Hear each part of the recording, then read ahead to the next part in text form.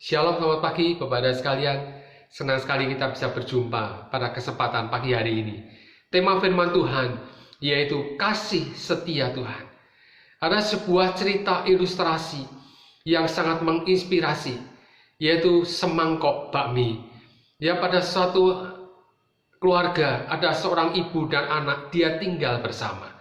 Suatu hari seorang anak ini bertengkar dengan ibunya, entah masalah apa, sehingga anak ini meninggalkan rumah.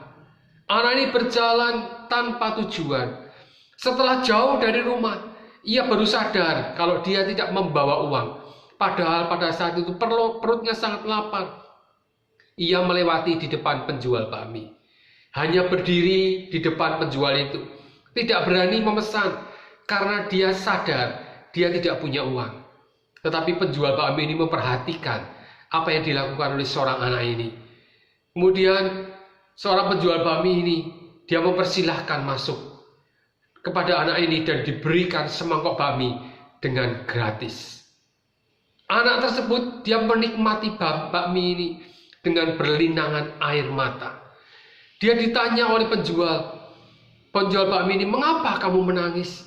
Jawab anak itu, "Aku hanya terharu karena ada seorang yang baru saya kenal. Baru ku kenal, dia rela memberikan semangkok bakmi dengan gratis.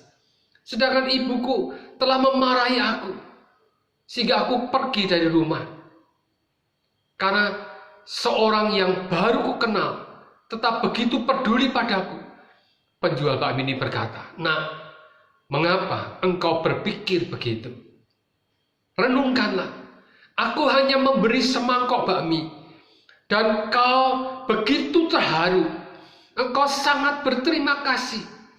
Tetapi ibumu telah memasak bakmi, telah memasak nasi, lauk pauk dan lain sebagainya setiap hari sampai kamu menjadi dewasa.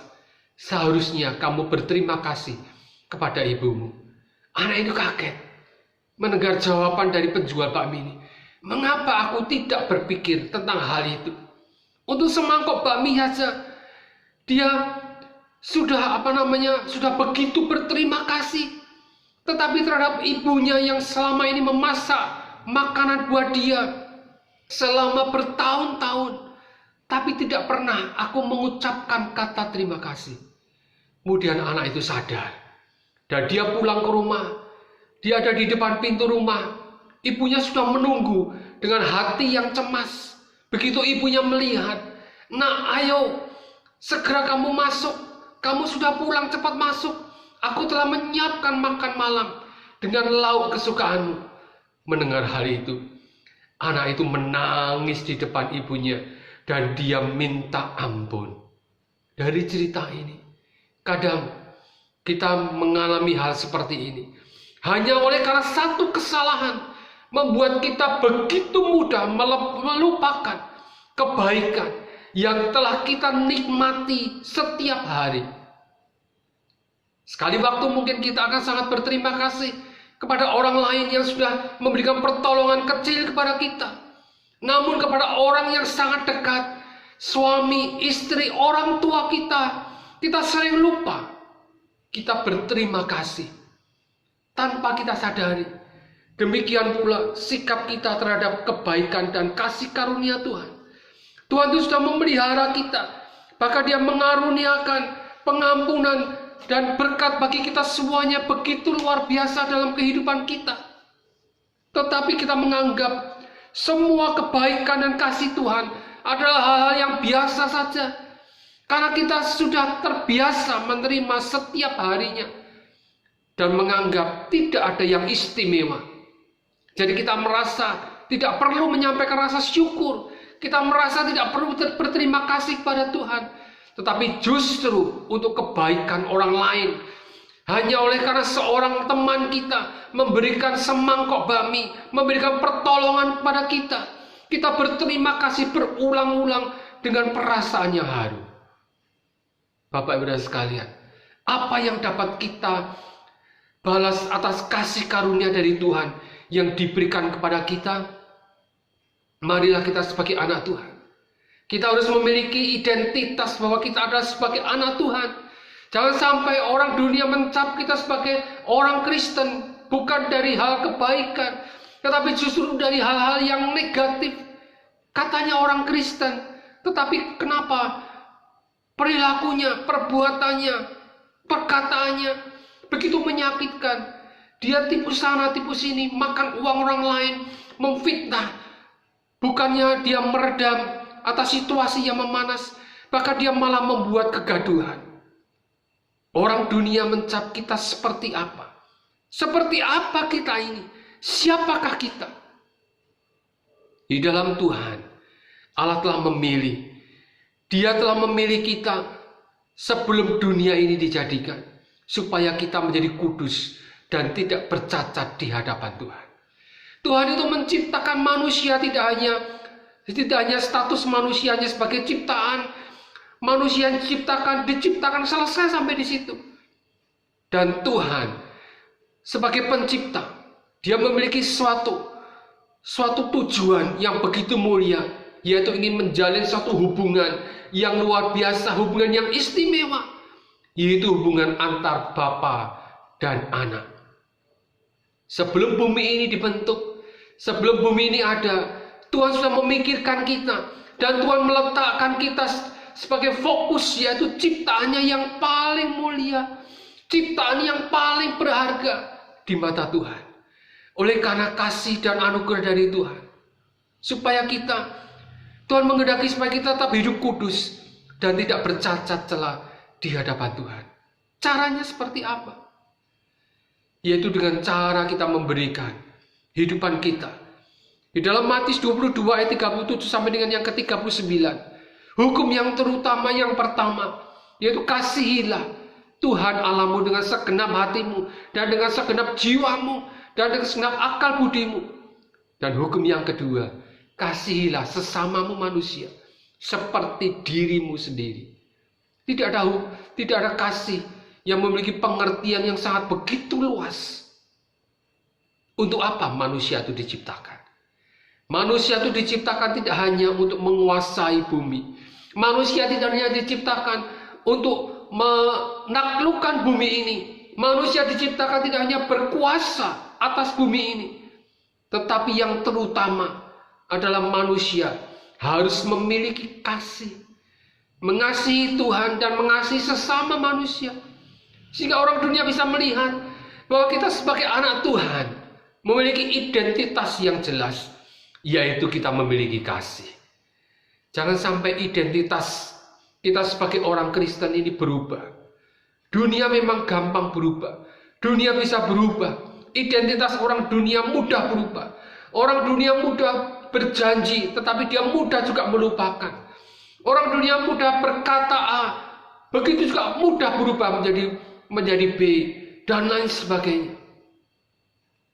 Manusia itu diberikan kuasa untuk menaklukkan bumi dan seisinya. Bukan berarti kita bertindak sewenang-wenang, menindas kaum yang lemah, hidup hanya untuk mementingkan diri kita sendiri saja. Yang menjadi pertanyaan, mengapa kita harus memiliki kasih? Jawabannya adalah karena Tuhan terlebih dahulu mengasihi kita. Dia menciptakan manusia hanya untuk dicintai, hanya untuk dikasihi Tuhan. Buktinya apa?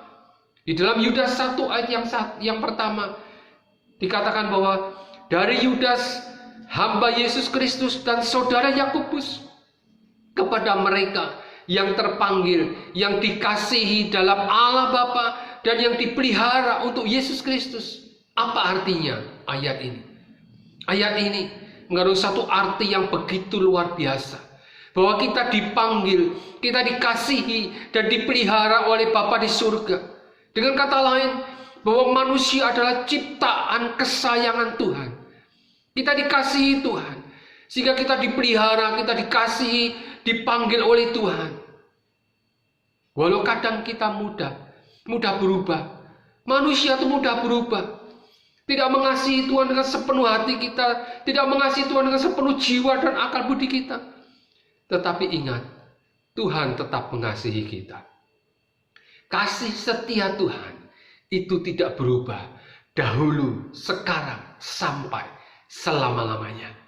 Yesaya 54 ayat yang ke-10. Firman Tuhan katakan, sebab biarpun gunung-gunung beranjak dan bukit-bukit bergoyang, tetapi kasih setiaku tidak akan beranjak daripadamu, dan perjanjian damaiku tidak akan bergoyang. Firman Tuhan yang mengasihi engkau. Begitu luar biasa kasih setia Tuhan kepada kita umat manusia. Luar biasa kasih setia Tuhan kepada manusia. Biar dikatakan biar keadaan semua berubah, tetapi Tuhan tidak akan berhenti mengasihi kita sampai kapanpun.